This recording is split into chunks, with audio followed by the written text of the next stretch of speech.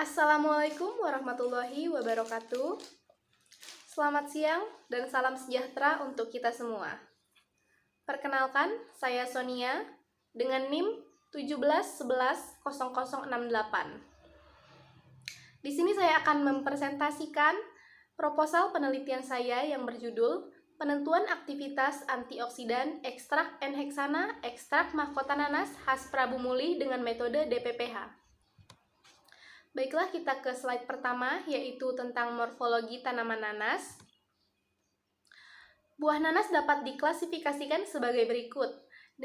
Kingdom Plantae, divisi Spermatophyta, kelas Angiospermae, ordo Farinoseae, famili Bromoliaceae, dengan genus Ananas, spesies Ananas comosus Elmer, sinonim Ananas sativus Cult, dan nama simplicia Ananas fructus.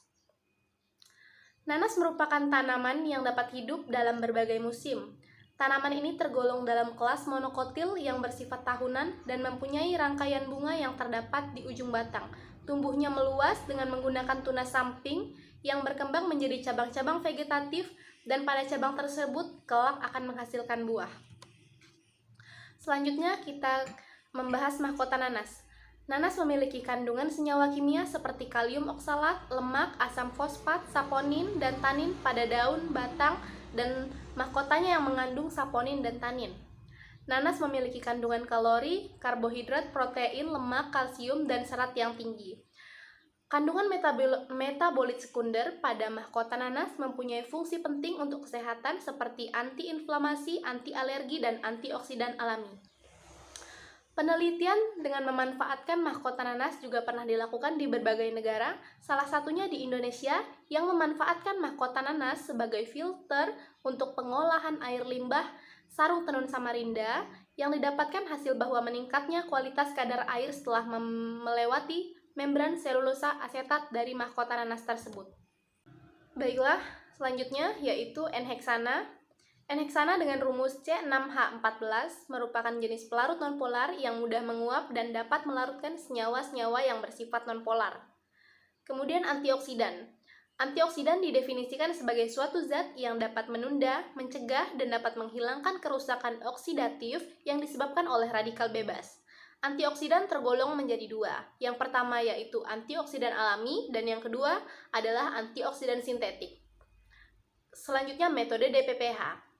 Metode DPPH merupakan uji untuk menentukan aktivitas antioksidan dalam sampel yang akan diujikan dengan melihat kemampuannya dalam menangkap radikal bebas untuk menghasilkan nilai konsentrasi hambatan, inhibitory concentration, atau efficient concentration.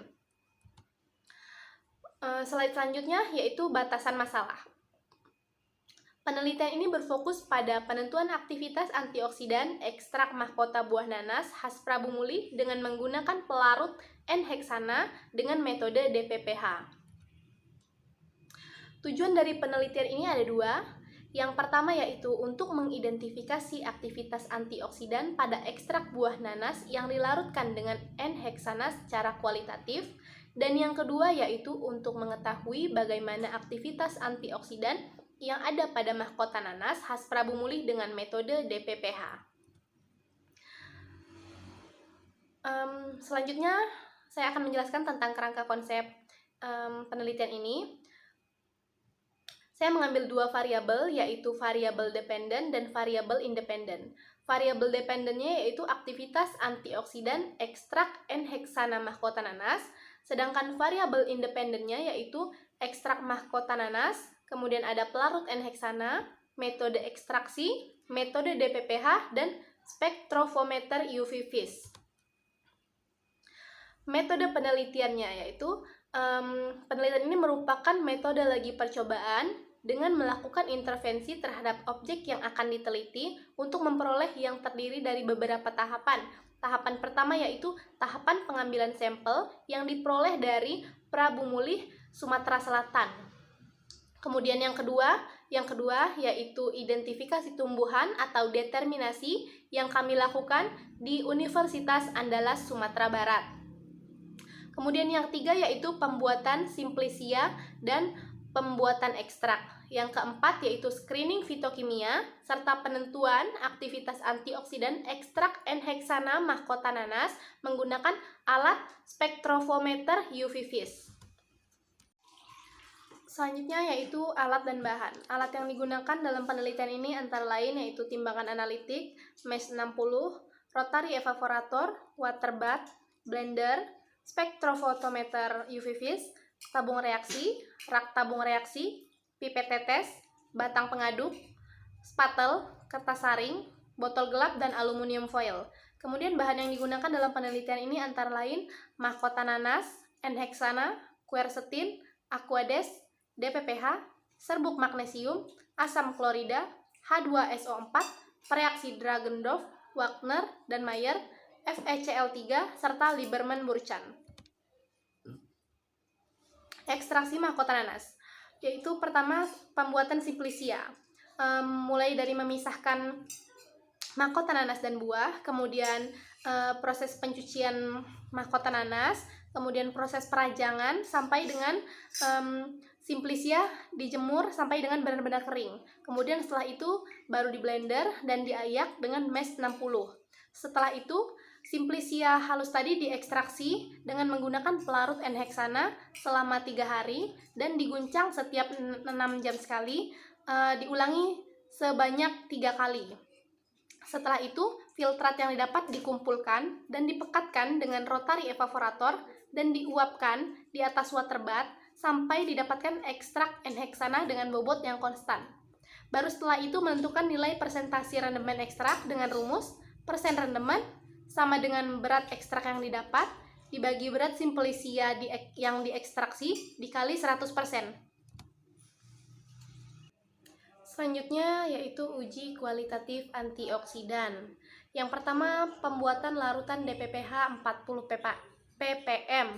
Sebanyak 4 mg kristal DPPH dilarutkan dengan metanol hingga 100 ml ke dalam labu ukur. Kemudian yang kedua, penentuan gelombang maksimum DPPH. Sebanyak 2 ml larutan DPPH 40 ppm dimasukkan ke dalam tabung reaksi, kemudian ditambahkan 2 ml metanol dan dikocok hingga homogen.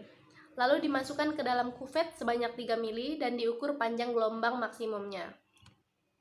Yang ketiga yaitu pembuatan larutan standar quercetin. Sebanyak 10 mg quercetin dilarutkan dengan metanol sampai dengan 100 ml ke dalam labu ukur sehingga diperoleh larutan 100 ppm. Kemudian dilakukan pengenceran dengan berbagai konsentrasi lalu ditambahkan dengan metanol hingga 10 ml. Yang keempat, penentuan aktivitas antioksidan larutan baku quercetin. Sebanyak 2 ml larutan standar quercetin dimasukkan ke dalam tabung reaksi, lalu ditambahkan 40 ppm sebanyak 2 ml, kemudian diinkubasi selama 30 menit di dalam ruang gelap.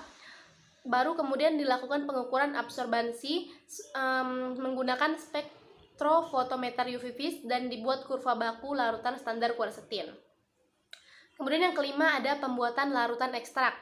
Sebanyak 10 mg ekstrak dilarutkan dengan metanol sampai dengan 100 ml ke dalam labu ukur sehingga diperoleh larutan dengan konsentrasi yaitu 20, 40, 60, 80, dan 100. Lalu diberikan larutan standar di pipet 5, 10, 15, 20, dan 25, lalu ditambahkan dengan metanol 25 ml.